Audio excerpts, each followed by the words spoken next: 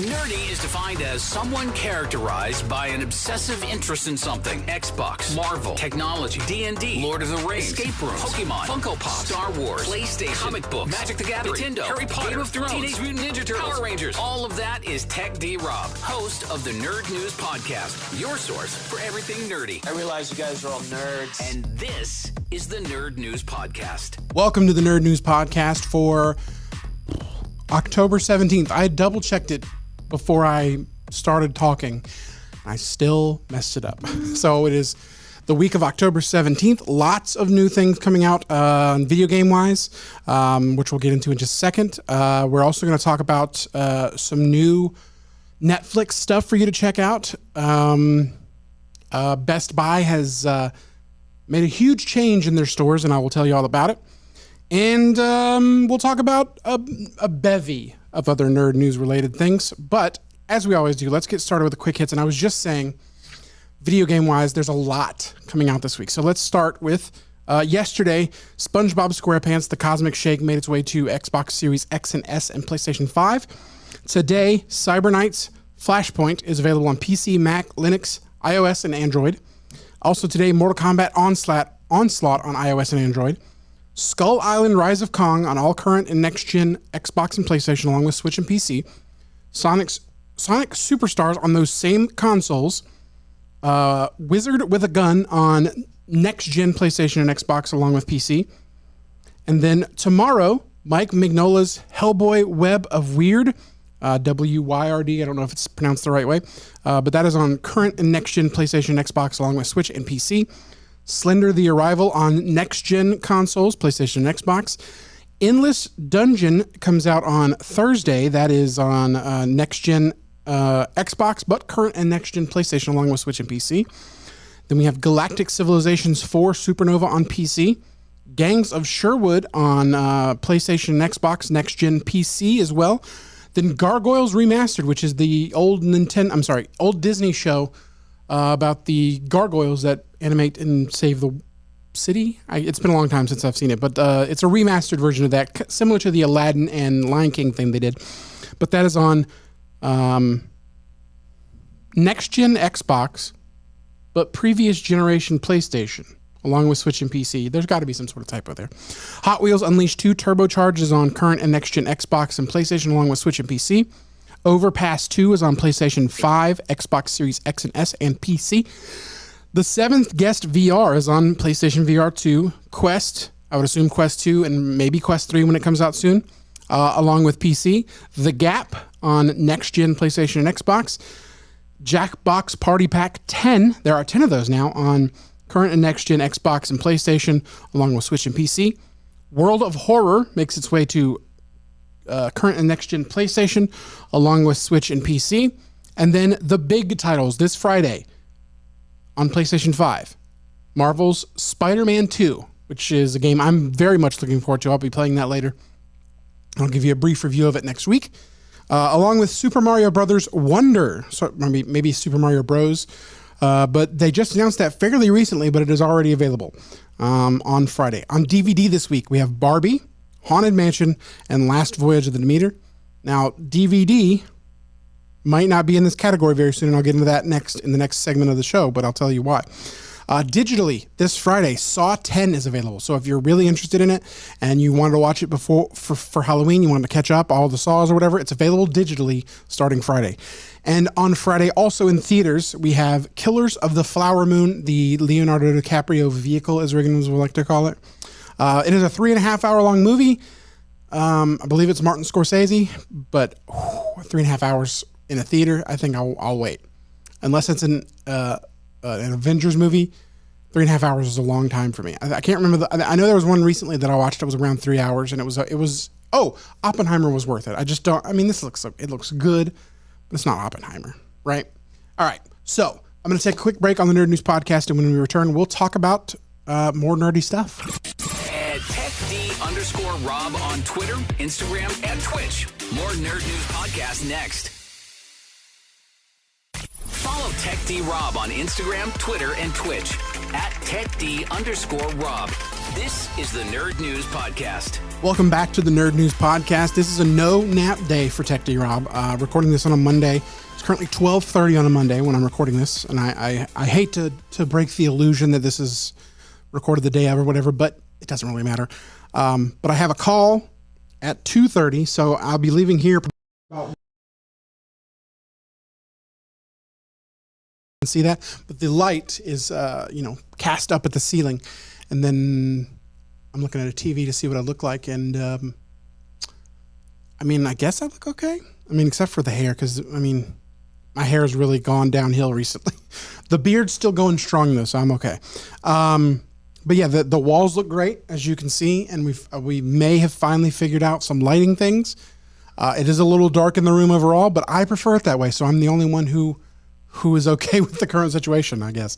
But you know what? It looks better than it did before with the wood paneling stuff, so this is an improvement. So, but again, I leave here about 1 o'clock, get home about 2. 30 minutes after that, I have a call for something I'm doing with an affiliate.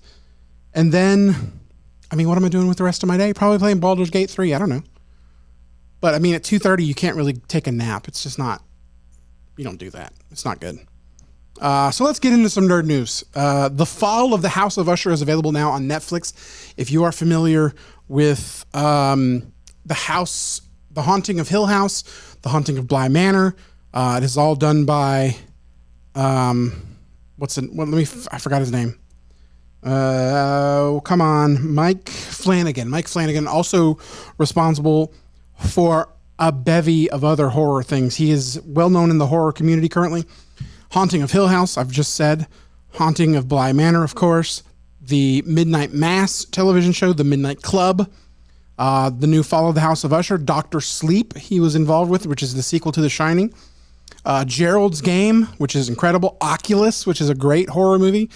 Ouija, Origin of Evil, which I believe is one of the sequels, which was better than the original, probably because he was involved. And a little-known gem on Netflix called Hush, starring his spouse, Kate Siegel, who's in a lot of his other shows, and you would recognize her face, I'm pretty sure. But in Hush, she plays a character who is deaf, and someone's trying to hunt her, and it's obviously a little difficult. It's obviously a little difficult for her, considering she can't hear them sneaking up on her and whatnot. So, highly recommend you check it out if you're looking for some scary movies for spooky season, as we are currently in spooky season.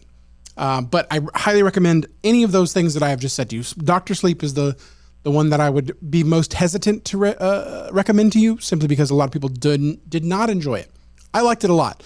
I had recently watched The Shining, so I was in the Shining state of mind, and going into it, I enjoyed it. Now I watched it again after some time that I hadn't watched it recently, and it didn't hold up somehow. I don't know what the deal was. I can't put my finger on why I didn't like it the second time. But I enjoyed the first time, at the very least. And everything else he's ever done, I enjoyed thoroughly.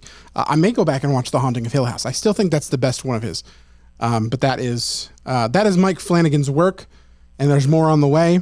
He usually sticks with a tight group of actors, including people like Carla Gugino, like I said, his wife, Kate Siegel. Henry Thomas is one who's constantly showing up in these.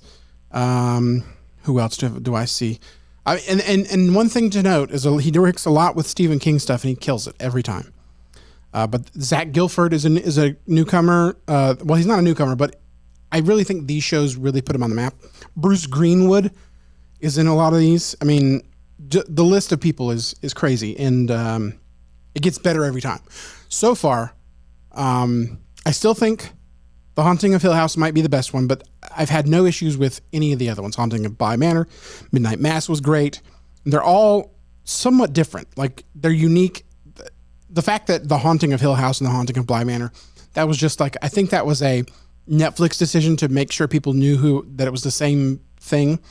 But after that, they jumped to the more recognizable Midnight Mass. The less recognizable Midnight Mass, but I think that may have been a little bit more commercially successful overall than the other ones. But again, highly recommended. I'm only 4 episodes into The Fall of the House of Usher, but it's incredible. I loved every minute of it so far. Baldur's Gate 3, I've been playing the hell out of it.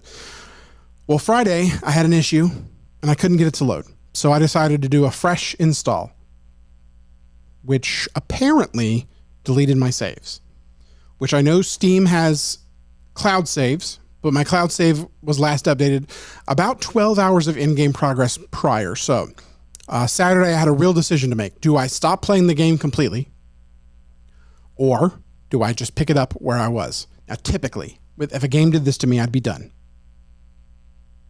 This did not deter me from Baldur's Gate. I definitely think I have a problem. And then I helped someone install Baldur's Gate and some mods for it on Sunday. One of my D&D friends, I helped them with it, and it was, and then I started playing it again right afterwards. So it didn't affect me. And again, if you haven't played the game, it's 10 out of 10, game of the year by far for me. There's a new Magic the Gathering pack layout that's coming in 2024, and it'll be with the murder set that's coming out soon.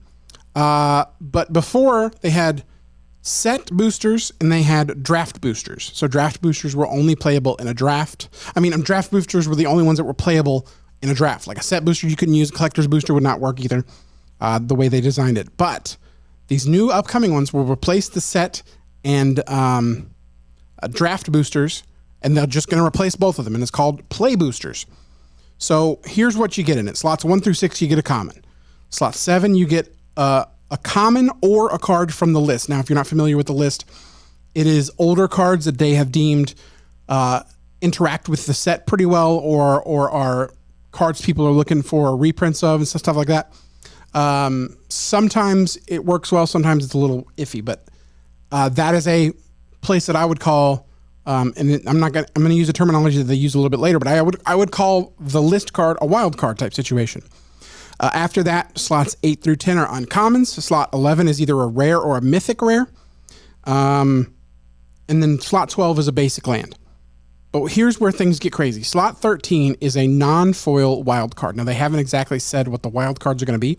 Slot 14 is a foil wild card.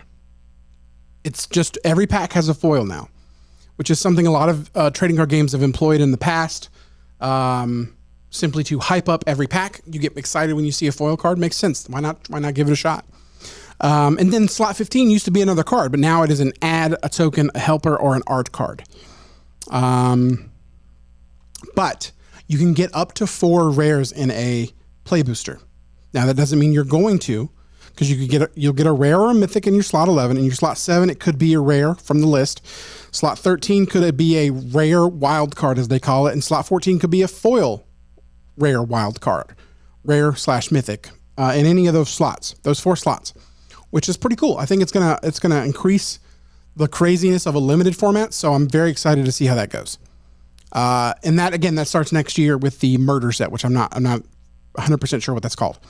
Now I teased this at the beginning, and I don't know if I like it or I dislike it, but Best Buy has decided to leave physical media behind in 2024. Now that does not include video games yet, but they're dropping DVDs, they're dropping CDs, any sort of physical media like that. I would also assume it would be the same for software, like computer software. They'll probably give you a key to unlock it on your computer.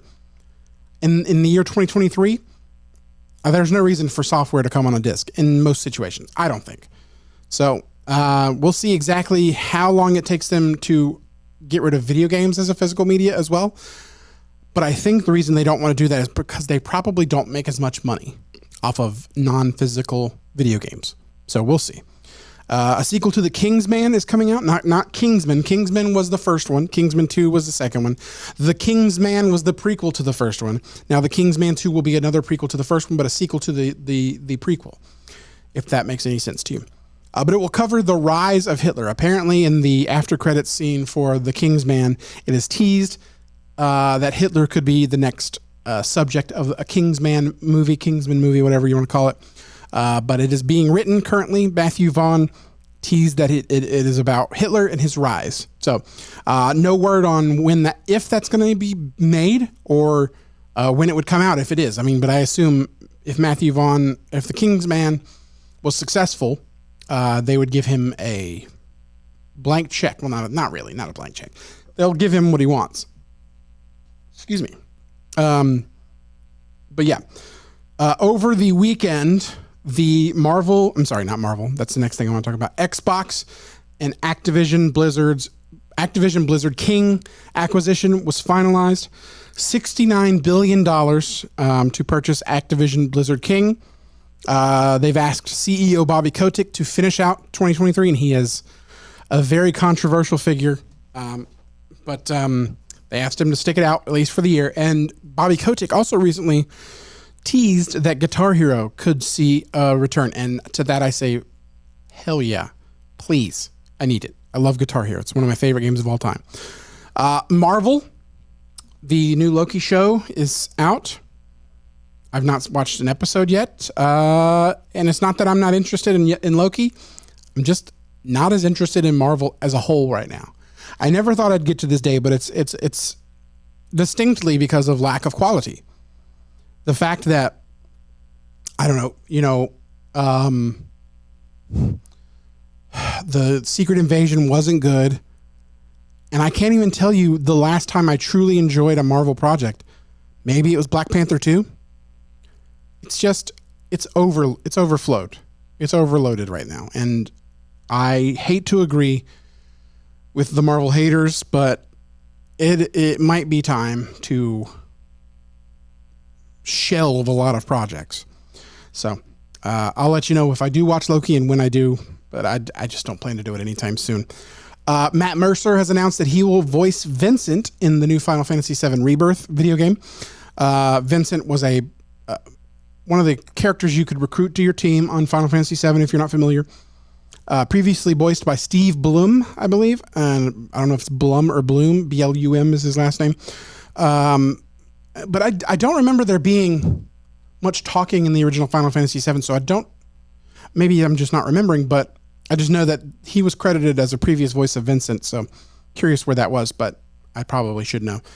Rick and Morty returned on Sunday evening. I haven't watched the episode yet, as this is, like I said, this is being recorded Monday morning or afternoon at this point at 12:40 p.m. And, it comes on at like 10 or 11 at night, so I'll check it out when I get home today, and I'll give you a brief rundown of what I think of the new voice actors, because Justin Roiland was let go from his own show. And even though, now correct me if I'm wrong, please, but I believe the allegations against him were dropped. And it's another situation where someone was, it interfered with someone's work before they were proven not guilty. Now, if I'm wrong and he's guilty, then yeah, he should be let go. But I feel like we're too quick to just cut people loose when accusations are thrown about. But again, if he did do it, then yeah, get rid of him. But from what I understand, the allegations have been dropped. Now, there were other allegations that maybe he was a creep, but again, until something is concrete, I still think this is pretty messed up. And he also was cut from his other show that I can't remember the name of. It's about the aliens. Solar Opposites. He was cut from that one as well, and I haven't watched the new season of that one, and it's not like a protest type situation. Because, again, I will still watch Rick and Morty, even though I don't agree with how they did things.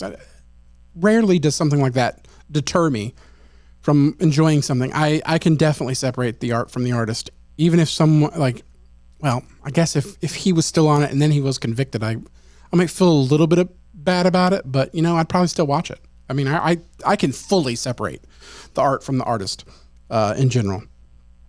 Now, just a few more things. Big Mouth 7th season is out Friday on Netflix. This is the penultimate season of Big Mouth. And honestly, I never finished the last season of Human Resources. And I don't know that I care about a Big Mouth season 7 and season 8, but we'll see. I mean, I'll give it a shot, but Human Resources was a rough watch on their most recent season. And then finally, I leave you with this factoid. In this whole year, one single Wii U was purchased at a retail store. I don't know where. I don't know specifically when. I just know it was in September. A single Wii U was purchased at a retail store. Now, I don't believe this to be a refurbished one. I believe it to be brand new in box. And let's see, when did the Wii U stop production. I think, was it recent? No, the Wii U ended production in 2017. In the same year, the Switch was released. So, in 2017, somewhere was shipped one of the final Wii U's. And they've had it on a shelf for, what is that, 6 years? Yeah, 6 years. Because it was March 2017. Or January 2017. Almost 7 years. So, someone somewhere bought a single Wii U. What a sad soul they're going to be if they realize it's not new. I like to think that it's someone who was sent to buy a Nintendo system for one of their children, and they just saw that one and it was probably on sale. They're like, oh, this is a great deal. We'll get them this one. Somebody's going to be disappointed by the Wii U. I know I certainly was, even when I bought it brand new and even when it was still having new games released. It just wasn't good. Anyway, so here's what you gather from this Nerd News podcast. And some, I should have mentioned this earlier, but I want to mention there is a new Ace and TJ app available for you, the Ace and TJ family app. And how do you get it? You might ask. You just go to acetj.com/app. And then you click whether you have an Android, whether you have an Apple, whether you have Apple or whether you have Android, you click the one that you need and it'll take you where you need to go. It's that simple. And again, do this on your mobile device, not on your computer, because it's a mobile app, okay? It's not a computer app. This is the Nerd News podcast. If you're listening to this, I expect you to be a little more tech savvy. I could be wrong, and if you aren't, I'd be happy to explain to you why that doesn't make sense. Just send me a message, techd_Rob, Twitter, Instagram, Twitch, Twitter, now X, sorry. Just, send techd_Rob on all those things. I appreciate you joining me for the Nerd News podcast. And I'm going to wrap things up because I'd like to go eat some lunch. At techd_Rob on Twitter, Instagram, and Twitch. More Nerd News podcast next.